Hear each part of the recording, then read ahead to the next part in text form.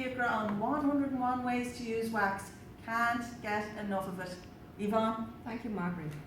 And I pass on to our bee reporter out in the field who has a special report about bee communication for us. Honeybee pheromones are excreted from multiple glands around its body, and each caste gives off different ones. The worker has two main pheromones, the attractive pheromone and the alarm pheromone. The attractive pheromone is excreted from the nostril gland, which is located in the top of the abdomen and is used to attract returning bees back to the hive. The alarm pheromone.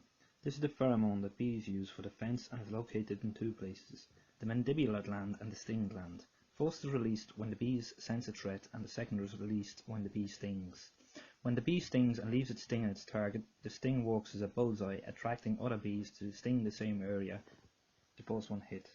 The queen bee secretes her own pheromone, known as the queen mandibular pheromone, and passes it on to her attendant bees.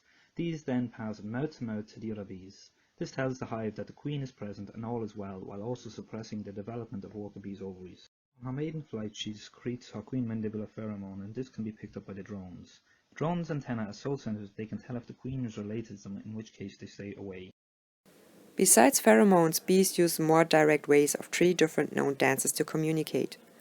Right in the middle you can see a bee packed with white pollen to her legs, performing a dance motion. For a food or water source close to the hive, a bee would choose the round dance. This involves the female worker bee shimmering in a circular motion. If the source is further away from the hive, a scout bee would perform a waggle dance. This is a figure of 8 in the direction of the source using the sun as a compass. The third, so-called tremble dance, is used to recruit other bees to help with the upload of nectar. It's similar to the waggle dance, but the performing worker bee would stop next to other worker bees to signal them to drop whatever they are doing and help bring in the nectar ASAP. The little disco divas. Absolutely fascinating, aren't they?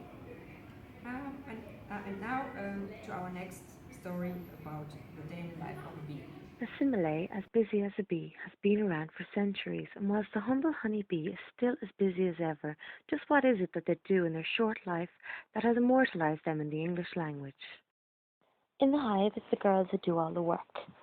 Worker bees are allocated jobs based on their age. Younger bees nurse for their baby sisters, then they move on to making wax, making honey, foraging for food, guarding the hive. Worker bees will literally work themselves to death.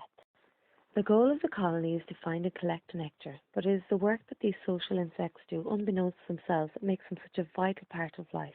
Honeybees will provide you with one of every 3 bites you take today. What a high productivity. Yvonne, you're so funny. And now to Conor, with the last in our series of special reports.